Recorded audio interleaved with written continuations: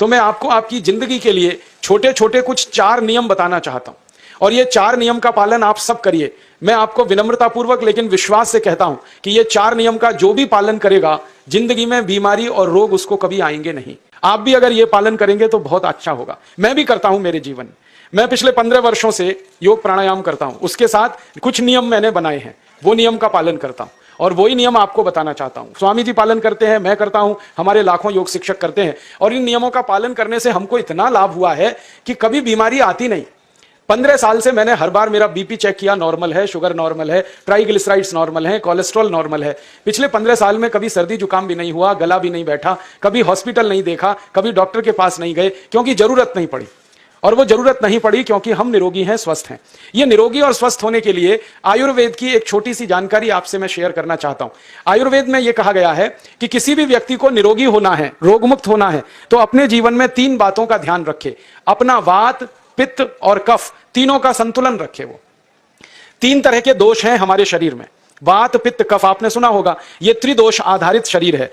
जब वात बहुत बिगड़ जाता है तो 80 से ज्यादा रोग आते हैं। जब पित्त बहुत बिगड़ जाता है तो लगभग 46 से 50 रोग आते हैं, और जब कफ बिगड़ जाता है तो 28 रोग आते हैं, और वात, पित्त, कफ तीनों बिगड़ जाएं तो 148 रोग आते हैं। सर्दी, खांसी, जुकाम से लेकर और कैंसर तक जो आखिरी रोग माना जाता है, ये सब वात, पित्त, कफ के बिगड़ने का खेल है। तो इस देश के आयुर्वेद चिकित्सा के सबसे महान लोगों में से कुछ नाम आप जानते हैं, जैसे चरक ऋषि, जैसे सुश्रुत ऋषि। ऐसे एक ऋषि हुए बाघभट्ट। बाघभट्ट ऋषि ने एक पुस्तक लिखी है, उसका नाम है अष्टांग हृदयम, और एक पुस्तक लिखी है, उसका नाम है अष्टांग संग्रहम।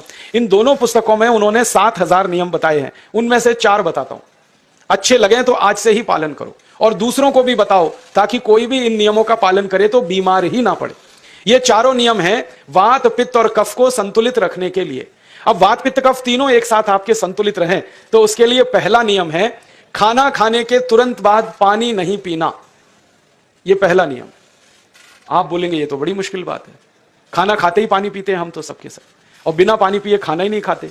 कई लोग तो खाने से ज्यादा पानी पीते हैं, खाना कम खाते हैं, पानी ज्यादा पीते हैं। ये खाना खाने के बाद पानी कभी भी नहीं पीना, क्योंकि महर्षि बाघभट्ट कहते हैं भोजनांते विषम वारी, माने भोजन के अंत में पानी पियो तो जहर के पीने के जैसा है। इसलिए वो कहते हैं कभी भी खाने के तुरंत बाद पानी मत पियो।